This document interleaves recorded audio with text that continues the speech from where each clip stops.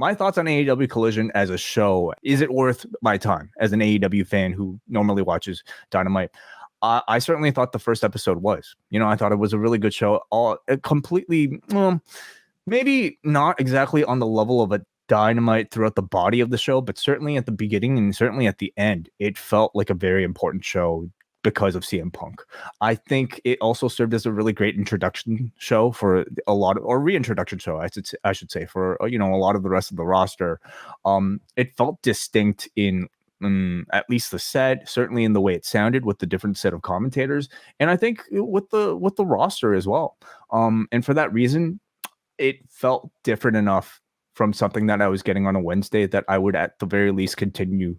I'm going to have to continue, but even if I wasn't doing a review, I would certainly continue after beyond this week.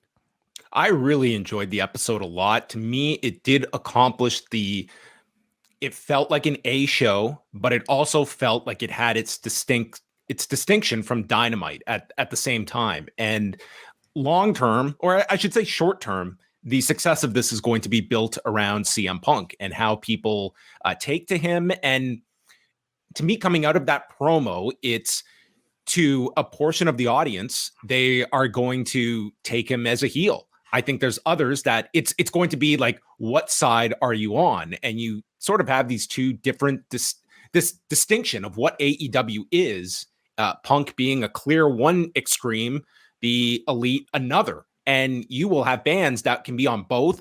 I think it can be done in such a compelling enough way that it's really intriguing.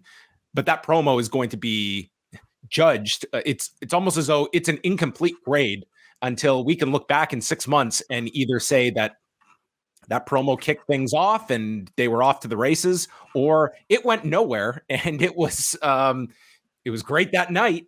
What did you feel about the promo, first of all? I thought it was a really good promo. I think like most my big takeaway watching it was just more so a reminder of how good this guy is at public speaking, how good he is at commanding an entire audience, and how comfortable he sounds doing it. I mean, that's been the case throughout his entire career. There's just something incredibly magnetic about the way this guy speaks publicly in a professional wrestling setting that really is hard to replicate. With really, he felt anybody.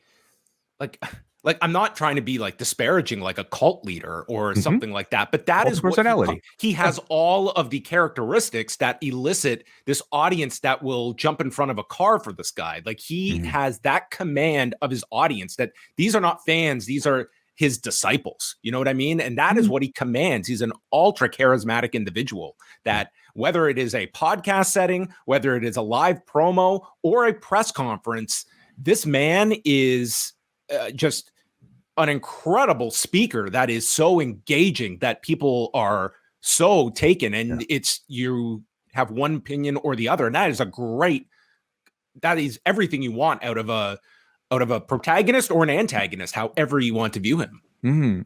My feeling coming out of the promo is very much that I don't know if you should be expecting a straight up babyface or a straight up heel anymore. Certainly in this context with him in front of his hometown crowd, it very much felt like a speech for his followers, a speech for his team, people who are very much on his side of things. And Chicago obviously was the setting to do something like that. It felt like a sort of like a flag planting promo to be able to say we're Collision.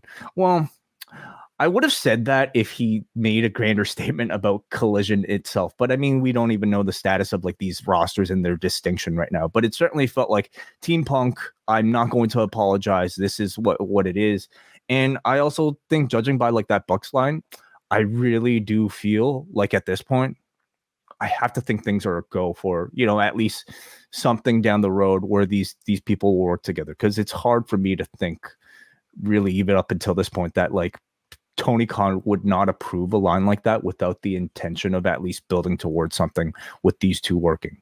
But it would also go against his like very ethos that he delivered at the beginning of this, that this is business, and that would not be a line for business if he was just sneaking it in there either. And I think, again, you would certainly look at that line, and I just believe now that when you have presented to your public the Elite coming out to that show in Chicago and doing all those Punk spots, and now you get this line, listen, every question that comes your way, like, you have introduced that, and you have you are basing key things around this. So it is, again, this idea, like, if you want this story to go away, you're doing the exact opposite. So I feel like this should only continue.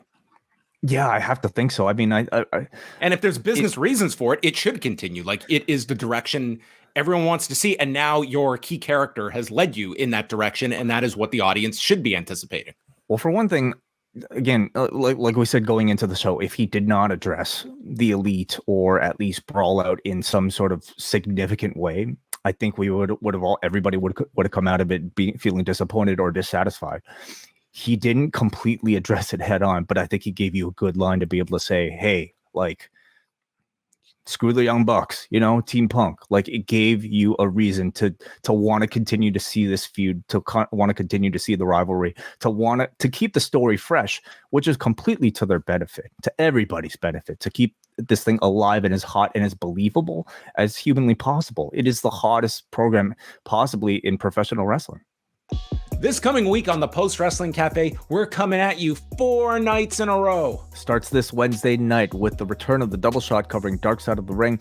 Thursday, it's the return of MCU Later, where we'll talk about Marvel's Secret Invasion. Friday, it's Rewind of SmackDown. And Saturday, it's the return of Collision Course, where I will be joining Kate from Montreal, and we'll be checking with John Cena live from the event. You can join at postwrestlingcafe.com. $6 gets you in the door.